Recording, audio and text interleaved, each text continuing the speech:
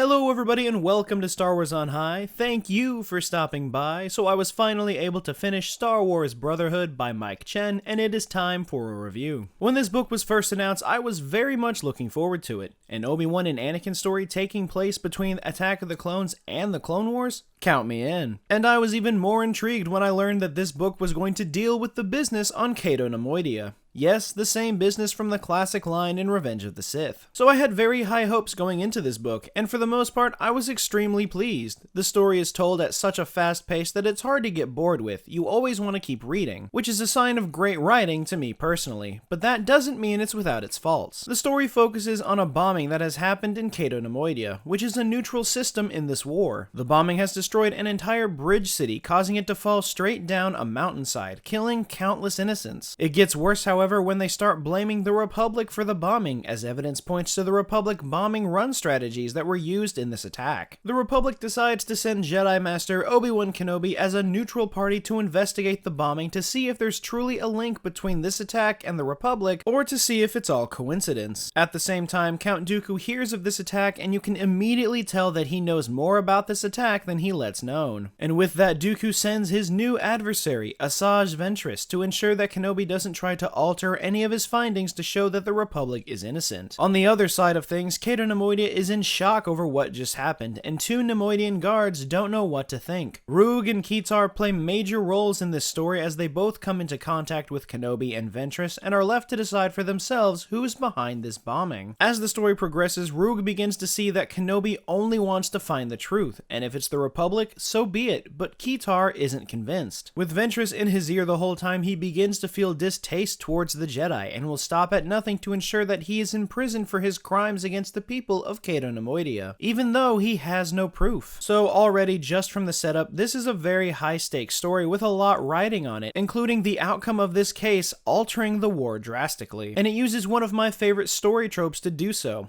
Ventress moves around in secret, planting objects in certain areas and using the Force to influence others to her will, all pointing to Kenobi being responsible for destroying evidence of the Republic being the ones who bombed Cato Neimoidia. Even with Obi-Wan bringing his case to the courts, he has no proof that the Republic did not do it. He needs more time, but Ventress stops at nothing to make sure that no one believes his story. These are the kind of books I love. It reminds me a lot of Ahsoka's trial for the bombing of the Jedi Temple on Coruscant. Ahsoka obviously did not do it, but all of the evidence points at her being responsible, and it isn't until the very last second that we learn the true culprit behind the crime. And that's exactly what happens here. Obi-Wan is alone in a neutral system and has no one on his side, until at the last minute Anakin shows up to save Kenobi as Keetar gets tired of Kenobi's lies. We then come to find out that Keetar rigged the charges himself and wanted to frame Obi-Wan for a second bombing that would prove that the Republic was behind the first. It's a very interesting story, and I certainly left a lot of the details out, but the whole story is still worth reading. I will say I wasn't really a fan of the location in the book. Cato Neimoidia is the